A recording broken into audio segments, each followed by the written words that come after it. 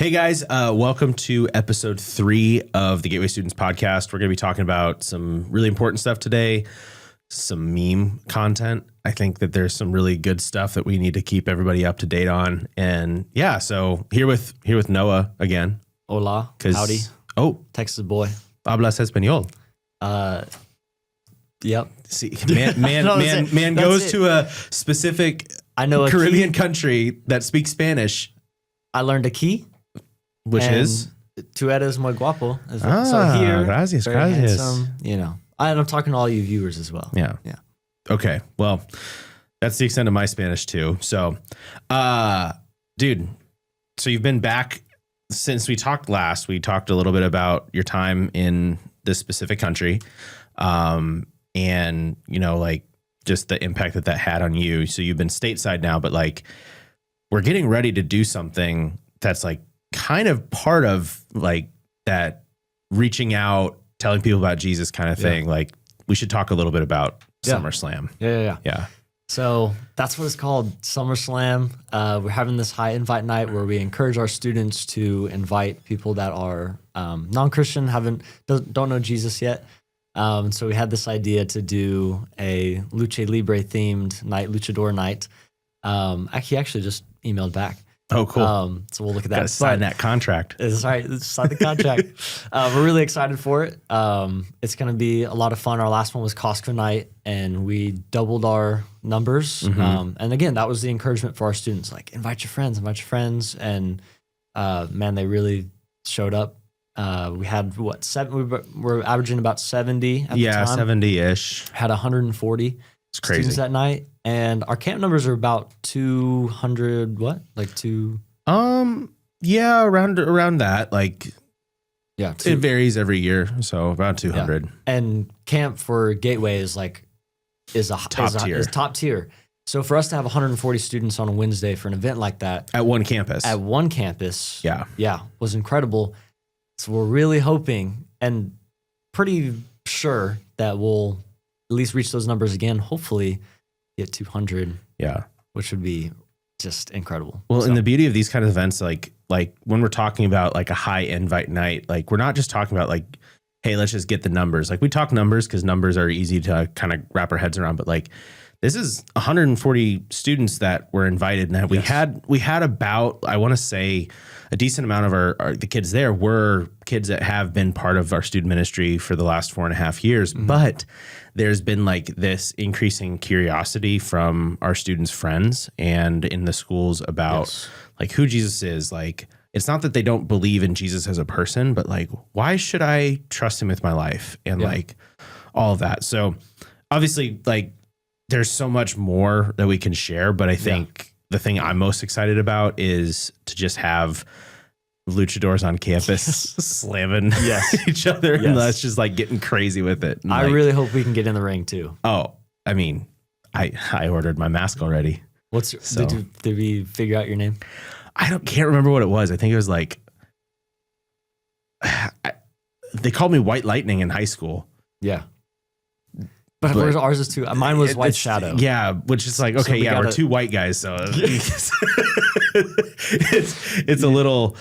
I don't know. It's a little basic. Maybe we can outsource this. Here's what I did learn: Spanish, Sombra Blanca. Okay, that's White Shadow in Spanish. That's my wrestling. Sounds pretty good. Yeah, I think you should keep that.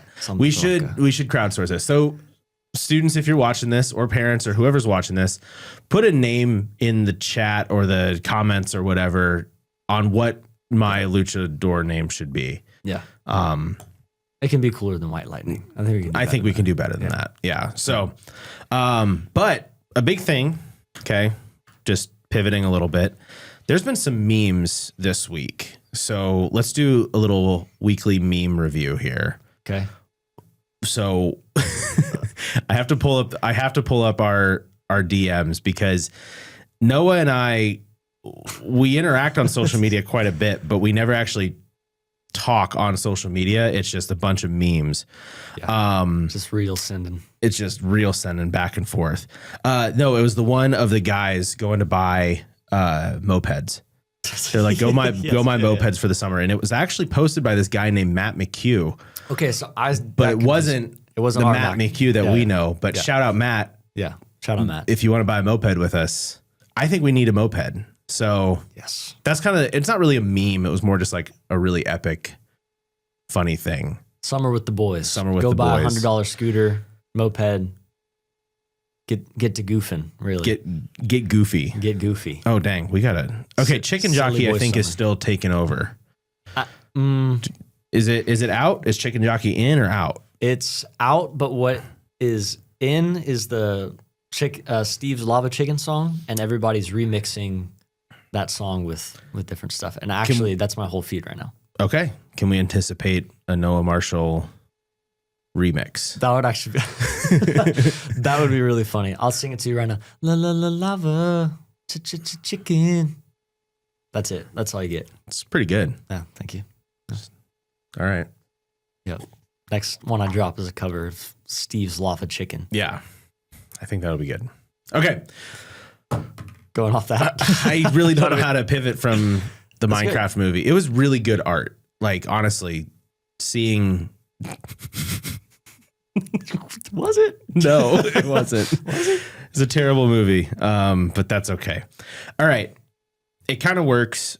The hype around Chicken Jockey, Minecraft movie, buy-in mopeds with the boys for the summer, like social media. It's like Social media. we use it. It's like everybody that has a phone, it seems, is either on it or has an opinion on it. And so as Jesus followers, there's actually probably a lot of questions about how this interacts with our day-to-day lives, stuff like that. So I guess like what are the benefits in your life of social media, of having social media?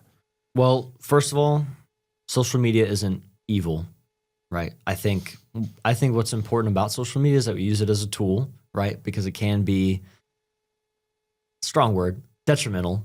We hear the term brain rot now, and that's a big part of it. But I think really how you use social media is important. There was a time when I was watching gaming videos at night, and it was, they were usually about like 10 minutes long or something. But I also really like TED Talks. And so I was like, man, I'm spending 10 minutes a night watching these stupid gaming videos. What if I just watched a 10-minute TED Talk? Because they're all different. Like it's always a different talk. So I'm like, man, I'm getting 10 minutes of, I don't know, space travel. And then it's like pressing shuffle on life and having somebody yap about it. Exactly. Yeah. And it was great. Like I did it for definitely like at least a few months. And that was really cool. I learned a lot. And I think that's just an easy example of like, man, just that little shift of changing the content that I was consuming was like, so, I mean, that's what I was learning about life 10 minutes at a time, every night. So.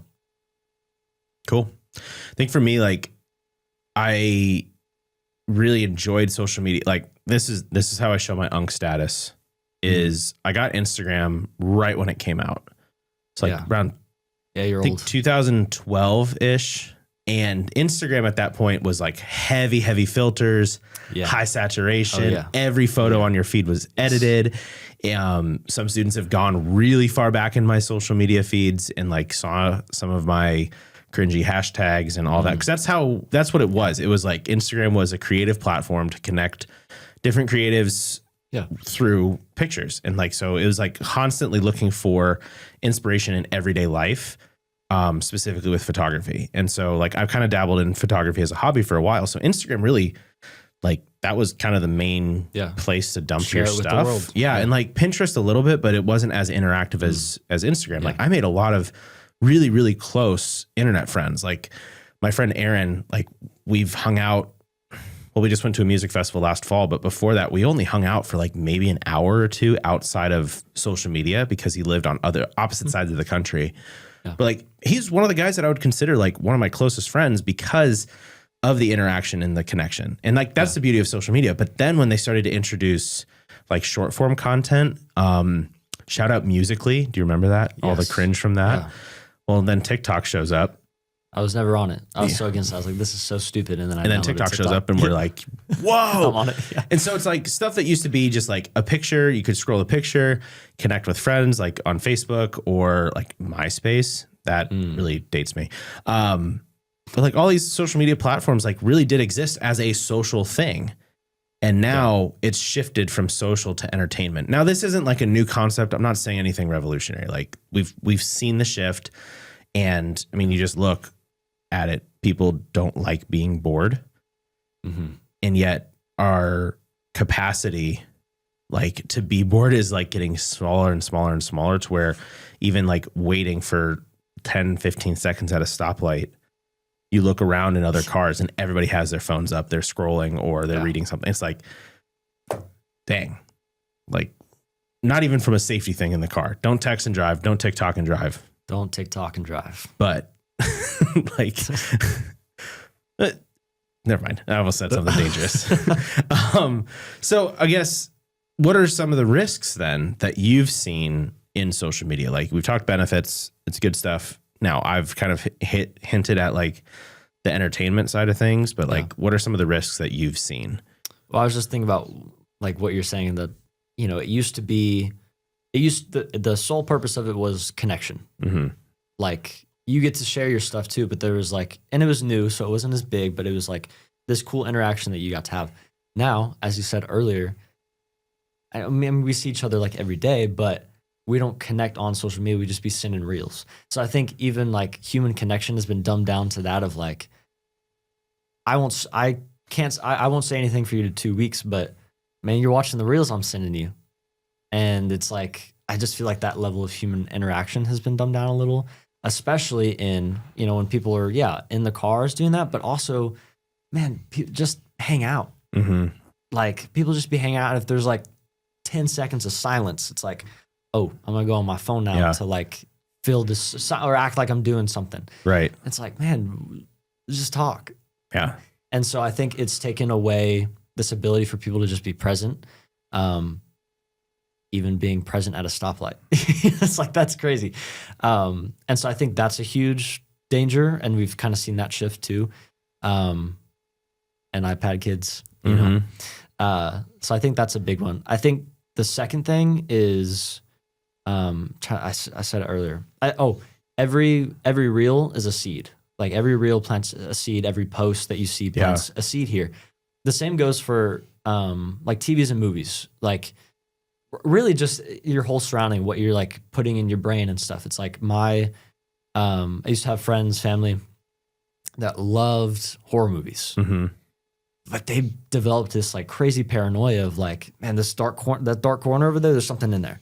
And it was just because how they were filling the brain and how it was influencing. I think the same is true for social media and like what you see. And so I think that's a real danger.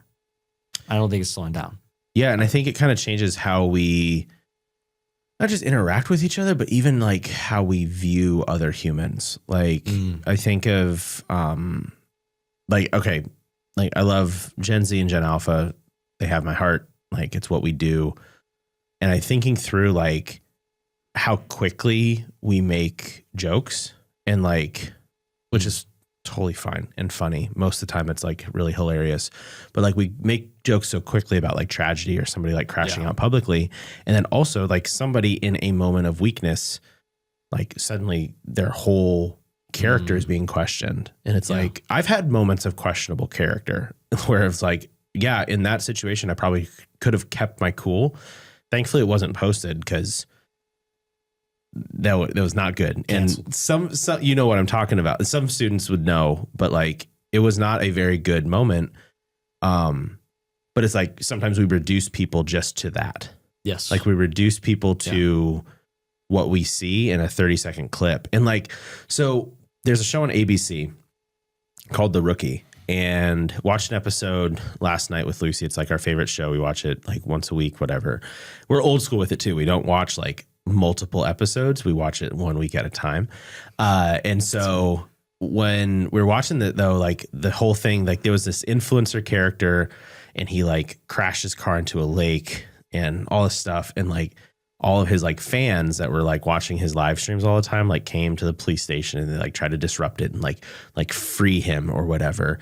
And like, I think what was weird about it was that like the social media, it like wasn't like his fans were out of touch with reality and with what was going on, and that he had like endangered people and all that. And like, it's totally fictional. And like, of course they're going to like the writers of the show are probably a little bit older and not quite as in touch with Gen Z and Gen Alpha, because the way that they portray it is always negative. But like, yeah, so I just think that that's interesting, like how the perception of it is bad and it's not as interactive. So what do you think about like your online profile, your online presence reflecting Jesus? Man, I agree with that, because if you've noticed, if you go, I think it's, if you watch a reel, like if you click on one of the explore page or on your feed or whatever, you can actually see up in the right hand corner, like it's an option to click on reels that your friends have liked. Mm-hmm. And some of the things that people have liked or shared or whatever, it's like, I wouldn't have done that.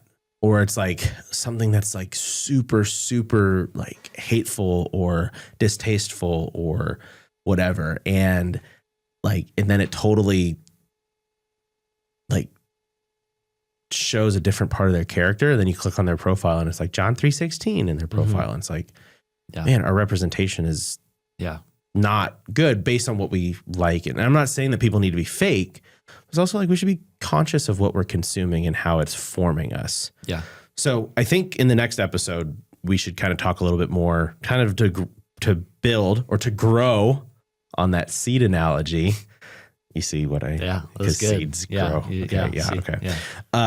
And talk a little bit more about formation and the importance of like our online content consumption as Jesus followers. So cool. Yeah. Well, thank you guys. Episode 3. We'll see you guys episode 4. And we'll talk a little bit. Nice. More Spanish. Yes, there's more Spanish every single time. I surprised myself. Wow. Yeah. Okay. Well, the next episode, Noah will be speaking all in Spanish. So with that being said, we'll see you guys next week.